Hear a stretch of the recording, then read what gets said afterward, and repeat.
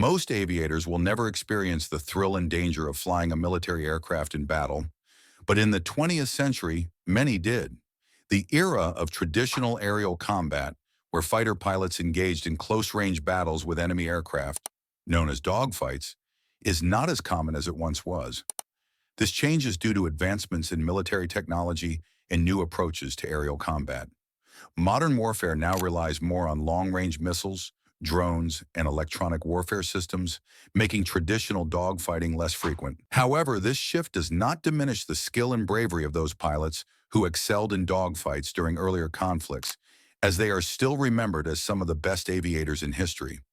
There was a time when flying skill alone wasn't enough. Pilots had to dodge enemy fire and make split-second decisions under intense pressure. In this video, we dive into the stories of the top 5 deadliest U.S. fighter pilots in history. Who are these legendary aviators who dominated the skies?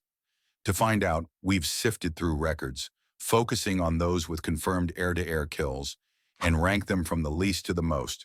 Beginning our countdown at number 5 is Brigadier General Joseph J. Foss of the Marine Corps, aka Smokey Joe, or Old Foss.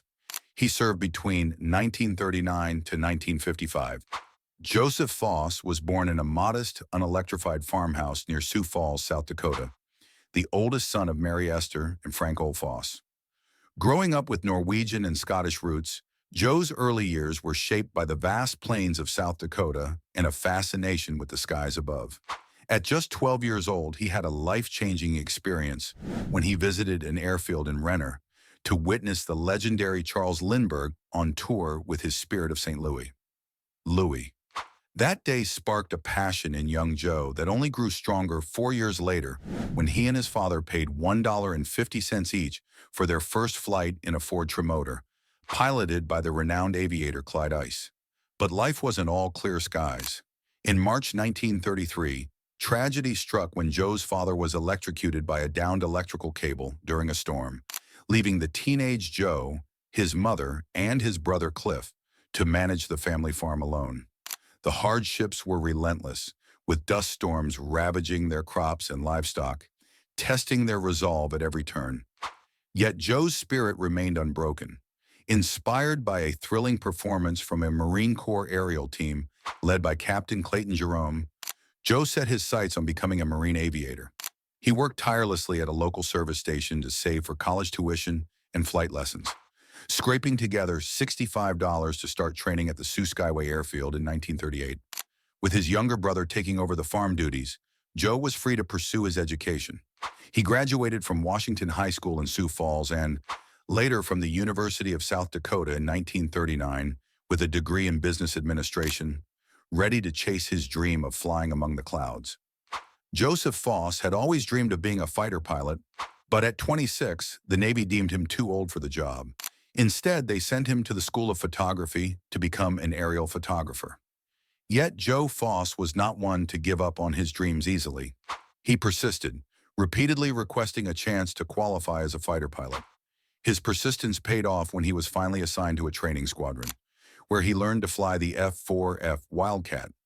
With determination and grit, he logged over 150 hours in just 2 months, proving he was more than ready for combat. Soon after, he joined the U.S. Marine Corps' Marine Fighter Squadron 121, VMF 121. Foss quickly gained fame for his remarkable gunnery skills. During the brutal Battle of Guadalcanal, he and his team of 8 Wildcats, affectionately known as Foss's Flying Circus, took to the skies with unmatched prowess. Joe himself shot down 26 enemy aircraft, helping his team achieve an impressive total of 72 Japanese planes destroyed during the campaign. With 26 victories to his name, Joe Foss became the first American pilot to match the legendary ace Eddie Rickenbacker's World War I record. When he returned home from the war, Foss was awarded the Medal of Honor and celebrated as America's first World War II Ace of Aces. But his achievements didn't stop there. At 39, he became the youngest governor of South Dakota, later went on to serve as the first commissioner of the American Football League, guiding its path toward eventually merging with the NFL, and served as president of the National Rifle Association.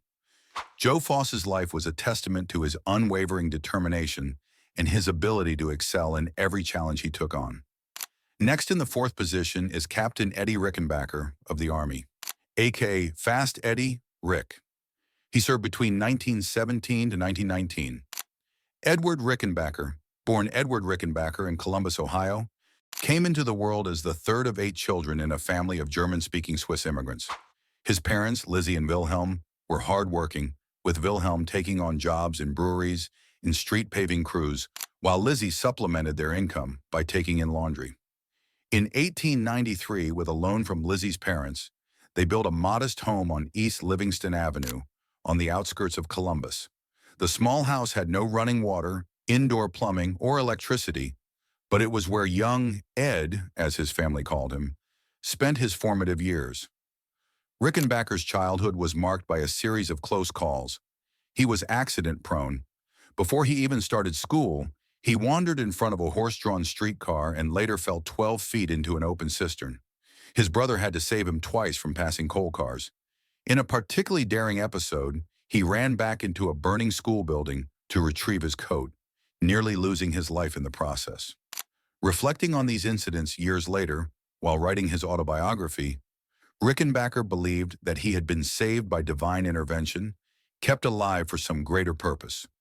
Before he became a legendary World War I fighter ace, Captain Eddie Rickenbacker was known for his speed on the ground as a daring race car driver. His knack for mechanics and a fearless spirit quickly caught the attention of the U.S. Air Service, where he began his military career as an engineering officer. But Rickenbacker was destined for the skies. Demonstrating remarkable flying skills and a keen understanding of aeronautics, he earned a spot in the famed 94th Aero Squadron. Within just 5 months, his exceptional talent and bravery in combat led to a rapid promotion to captain. By the end of the war, Rickenbacker had become America's top ace, racking up an incredible 26 aerial victories and flying 300 hours in combat missions. For his extraordinary valor and contributions, he was awarded the Medal of Honor, cementing his place as one of the greatest pilots in American history. After his distinguished service in World War I, Captain Eddie Rickenbacker continued to lead a remarkable and varied life. Following the war, he capitalized on his fame and expertise by entering the business world. Rickenbacker became an automobile executive, taking over the Rickenbacker Motor Company, which produced innovative cars but eventually succumbed to the economic pressures of the era. He didn't stay grounded for long. In 1935, Rickenbacker took the helm of Eastern Airlines, transforming it from a struggling carrier into one of the most successful and influential airlines in the United States. Under his leadership, Eastern pioneered new routes and technologies, and Rickenbacker himself often flew as a pilot, demonstrating his hands-on approach and passion for aviation. During World War II, Rickenbacker was again called to serve his country, this time in a civilian capacity.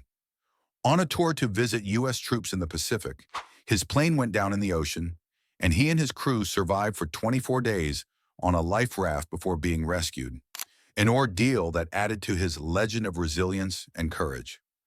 After the war, he returned to Eastern Airlines, continuing to lead until his retirement in 1963.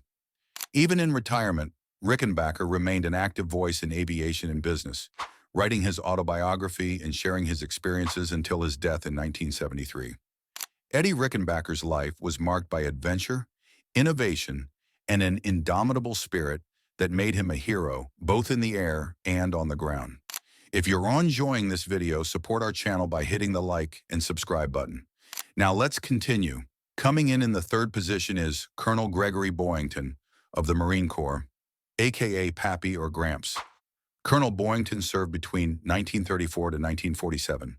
Born on December 4, 1912, in the small town of Coeur d'Alene, Idaho, he spent his early years in the rugged logging town of Ste. Marie. At just 3 years old, his family moved there, and it was where he spent a good part of his childhood, surrounded by the dense forests and hard-working spirit of a frontier community. With Brule Sioux heritage running through his veins, he grew up with a deep sense of resilience and adventure. At age 6, he experienced a defining moment when he took his first flight in a small plane piloted by Clyde Pangborn, who would later become famous as the first aviator to fly nonstop across the Pacific Ocean. This thrilling experience sparked a lifelong fascination with the skies.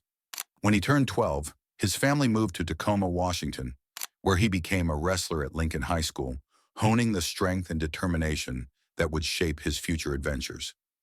Gregory "Pappy" Boyington began his military career as a Marine Corps officer, but his journey took an adventurous turn when he left the Marines to join the legendary Flying Tigers, a volunteer squadron of American pilots who bravely supported China during the Sino-Japanese War.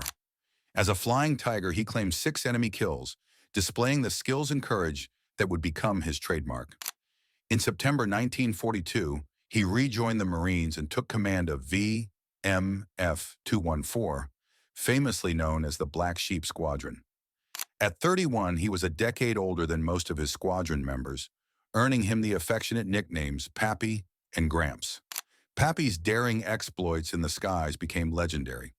He shot down 26 enemy fighter planes, matching Eddie Rickenbacker's record from World War I, though by his own count, he claimed 28 victories. His final triumph came in 1944, on the same day his plane was shot down over the Pacific. Captured by a Japanese submarine crew, Boyington endured more than a year as a prisoner of war before being released in 1945, just days after Japan's surrender. For his extraordinary heroism, Pappy was awarded the Medal of Honor, the Navy Cross, and a Purple Heart. His exploits and leadership inspired the 1970s TV show Black Sheep Squadron, which immortalized Boyington and his fearless Black Sheep Squadron in the annals of American military history. Continuing our countdown, in the second spot is Captain David McCampbell of the Navy, who served from 1933 to 1964. David McCampbell was born on January 16, 1910, in Bessemer, Alabama. Captain David's early years were spent in the sunny environs of West Palm Beach, Florida. His path to becoming a naval hero began with a solid foundation in military discipline at the Staunton Military Academy in Virginia. Afterward, he spent a year at the Georgia School of Technology in Atlanta, immersing himself in the world of engineering. In 1929, his journey took a decisive turn when he was appointed to the United States Naval Academy. There, he honed his skills and graduated with the class of 1933, earning a degree in marine engineering, a pivotal step on his way to a storied career in the U.S. Navy. There, his 31 years of service in 1934 began. He received his Wings of Gold in 1938. After that, he joined Fighting Squadron 4, VF4, followed by a 3-year tour as a landing service officer, LSO, aboard the USS Wasp. In the spring of 1944, McCampbell commanded Carrier Air Group 15, also known as the Fabled 15. While in command of the Fabled 15, McCampbell personally accrued 34 victories. The group as a whole earned 318 victories in total. McCampbell's 34 aerial victories during his World War II missions made him the Navy's ace of aces. He was the only American airman to achieve ace in a day twice, one time shooting down 7 Japanese bombers in a single afternoon. To add to his accomplishments, he shot down 9 enemy aircraft in another mission, which was a new world record. He was an unstoppable force to be reckoned with, and was the highest-scoring American ace to survive the war. In recognition of his contributions and service, he was presented the Medal of Honor by President Franklin D. Roosevelt. Finally, in the top spot is the deadliest American fighter pilot, Major Richard Bong of the Army Air Forces. His service year was from 1941 to 1945.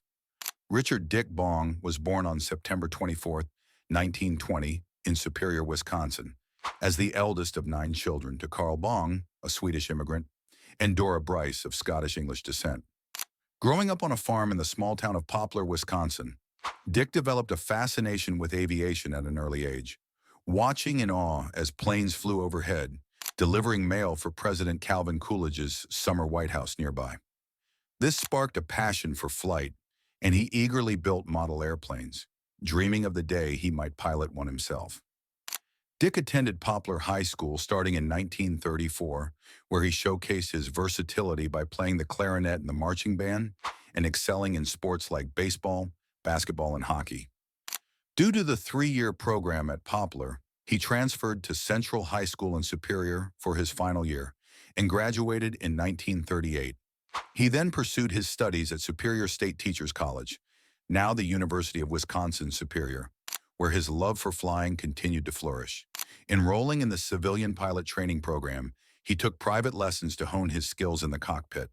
This passion led him to enlist in the Army Air Corps Aviation Cadet Program on May 29, 1941, where he began formal training under the guidance of instructors like Captain Barry Goldwater, setting the stage for his future as a legendary fighter pilot. Richard Bong is the most decorated American fighter pilots of all time.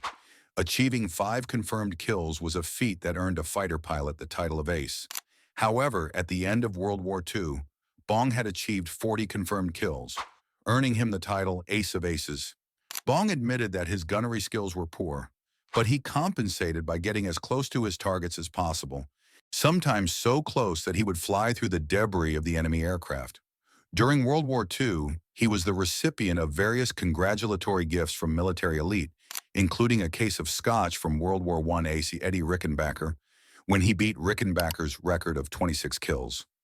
Bong received the Medal of Honor, the Distinguished Service Cross, 2 Silver Stars, 7 Distinguished Flying Crosses, and 15 Air Medals.